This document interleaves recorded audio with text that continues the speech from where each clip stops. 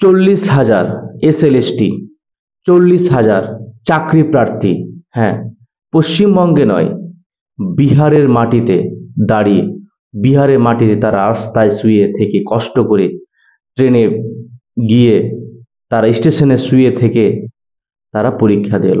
হ্যাঁ, পশ্চিম বাংলা থেকে প্রায় 40,000 চাকরি প্রার্থী।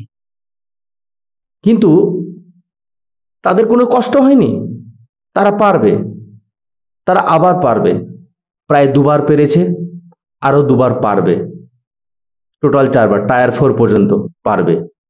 এভাবে হাজার হাজার ক্যান্ডিডেট বিহারের চাকরির প্রয়োজনে যেতেই পারে অধিকার অনুযায়ী, সুযোগ সুবিধা পেলেই। কিন্তু আমার প্রশ্ন একটাই, এরা এত খরচ করে, এত পরিশ্রম করে রেল লাইনে শুয়ে থেকে 40,000 জন বিহারে চলে যেতে পারলো, অথচ নিজের রাজ্যে, নিজের যেটা সাংবিধানিক প্রকৃত অধিকার, যাদেরকে ভোট দিয়ে নির্বাচন করেছে, সেই রাজ্যে যখন তারা বঞ্চিত, এই বঞ্চিতের জন্য আওয়াজ তোলার জন্য 40,000-এর জায়গায় একটা শূন্য কেটে দিয়ে 4,000-ও কিন্তু আমরা পাই না। 4,000 যদি আন্দোলনে ডাকা হয় তাহলে এদেরকে আমরা পাই না, যার পরিণতি আমাদের ভুগতে হচ্ছে। এটা খুবই কষ্টকর।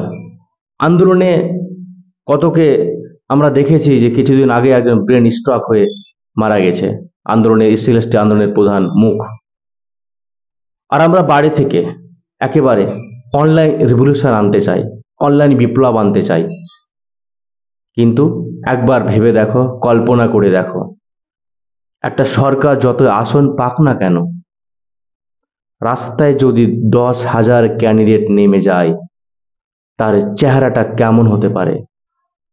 আন্দোলনই শেষ কথা, যে যাই বলুক না কেন, আন্দোলন করে কিচ্ছু হয় না, তারাই আন্দোলনে পাওয়ার হয়, তারা আন্দোলন সম্পর্কে জানে না, আর না হয় তারা আন্দোলনকে ভয় পায়, আন্দোলন করার সাহস নেই।